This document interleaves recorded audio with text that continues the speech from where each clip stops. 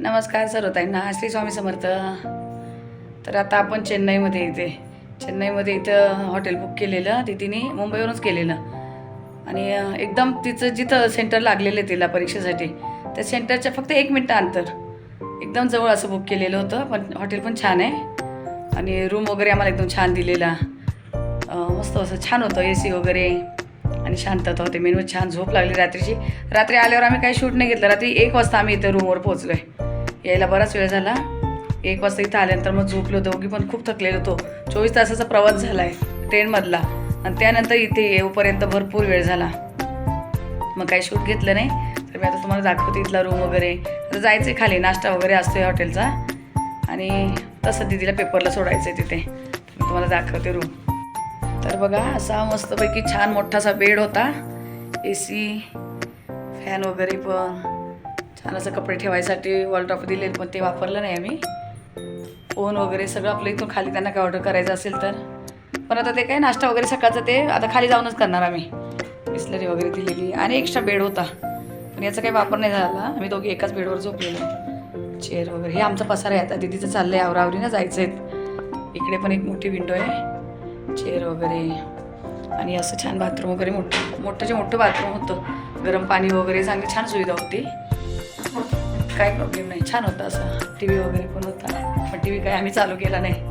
आम्हाला दोघींना पण काही TVची एवढी आवड नाही, तर त्यामुळे. आणि असं इथं छान असं मेकअपसाठी आरसा दिलेला,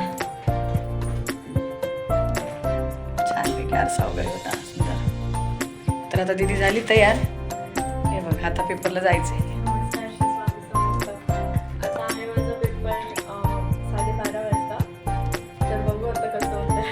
छानच जाणार पेपर तसा. झोपले नाही रात्री पेपरमुळे. हो, मी तरी झोपली, पण ही नाही झोपली 3 वाजेपर्यंत. पेपर झाल्याशिवाय झोप नाही ना. चालेल, ठीक आहे. बघू आता कसं काय होतं.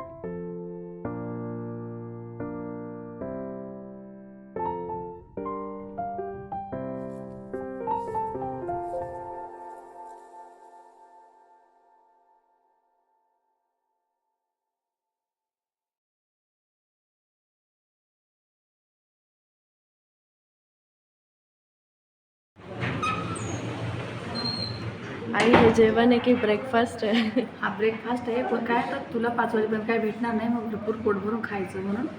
आणि ते काय आणलेलं भेटे, काही पण घ्या, किती पण, काय प्रॉब्लेम नाही. छान आहे हॉटेल, सुंदर आहे, छान.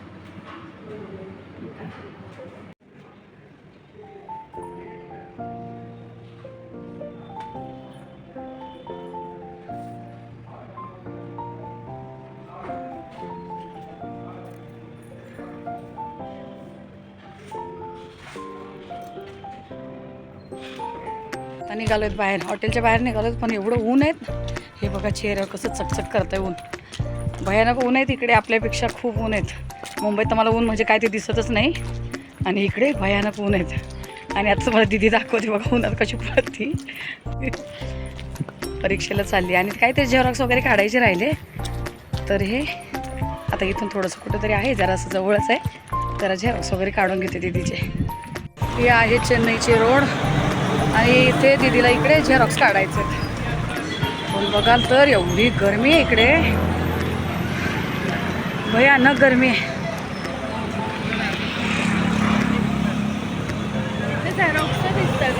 ते झेरॉक्स आहे. तर हे बघा, हे सगळं दीदीला इथं सेंटर लागलेलं आहे, हिंदुस्तान म्हणून. तर आता मी संध्याकाळी तुम्हाला जवळून दाखवते. आता एवढं ऊन आहेत ना, आता दीदीला इथं सोडून मी चालले परत रूमवर. भयानक ऊन आहेत. हॅलो, खूपच ऊन आहे आज इथे. आणि डोळे मम्मी बंद, एवढं तपत्या उन्हात ब्लॉगिंग करते. मानलं पाहिजे मम्मीला. आणि डोळे बंद होत आहे, कॅमेऱ्याकडे बघायला पण होतं, एवढं ऊन आहे. पण दीदीला सगळ्यांनी छान आशीर्वाद द्या. छान पेपर सोडून आम्ही चाललो रूमकडे. आता ती मला बोलते मी तुला रूमवर सोडते, बाहेर खूप गरमी आहे. नाही तर मी बसणारच ते, कारण ते 5पर्यंत पेपर आहे, 12:30 ते 5. मग ती बोलते खूप गरमी आहे, आपलं रूममध्ये AC वगैरे आहे, तिथं नेऊन सोडते तुला, तू काय एकटी बाहेर थांबू नको. भयानक गरमी, मला चक्कर यायला लागली तिकडे.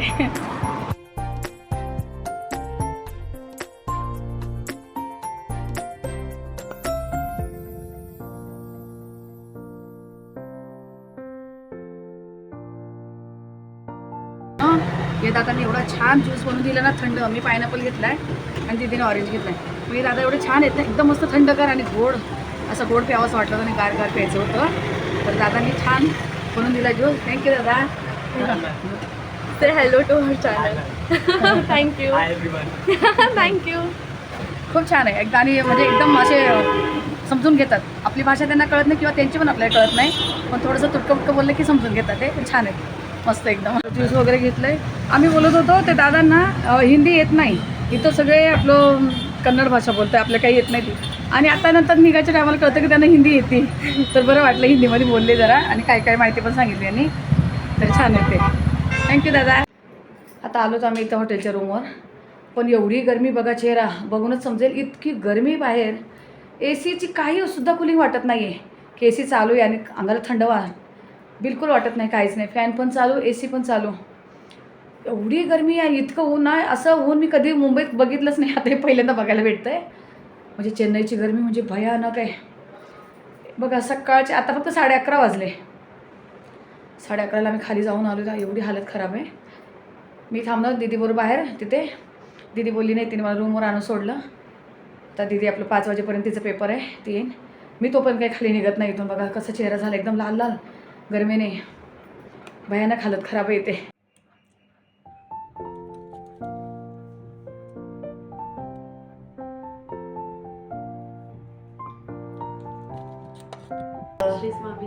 तर बघा आली पेपर देऊन 5 वाजता.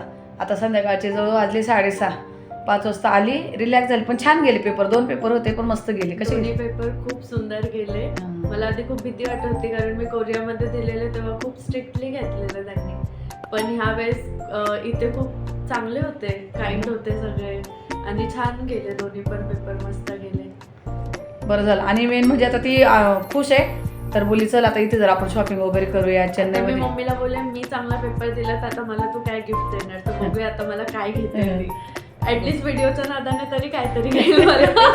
नाही व्हिडिओच्या नादाने नाही, पण व्यवस्थित वाटलं. तिथं आहे, मॉल आहे जवळच. हो. तर बघू आता तिथे जाऊन जर भेटलंच काही चांगलं तर घेणार. जास्त पैसे लागणार असेल तर मग नाही घेणार अजिबात. नाही मग तो पेपर किती चांगला दिलेला असतो चीटिंग. तरी पण नाही, परवडण्यासारखं असलं तरच घेणार. का आपल्याकडे परवडतं की इथे. बघूया कसं काय वस्तू आहे ती. बघू काय घेतलं तर तुम्हाला नक्कीच दाखवते मी. पण खुश आहे ती. पेपर चांगले गेले ना, ती पण आणि मी पण. माझं टेन्शन होतं. मी दिवसभर घरात एकटी होते, पण मला तेच होतं की कसं लिहिल काय करेल. पण फोन केला दुपारी 2:45 की एक पेपर चांगला गेला आहे. मग मला पण जरा बरं वाटलं थोडं.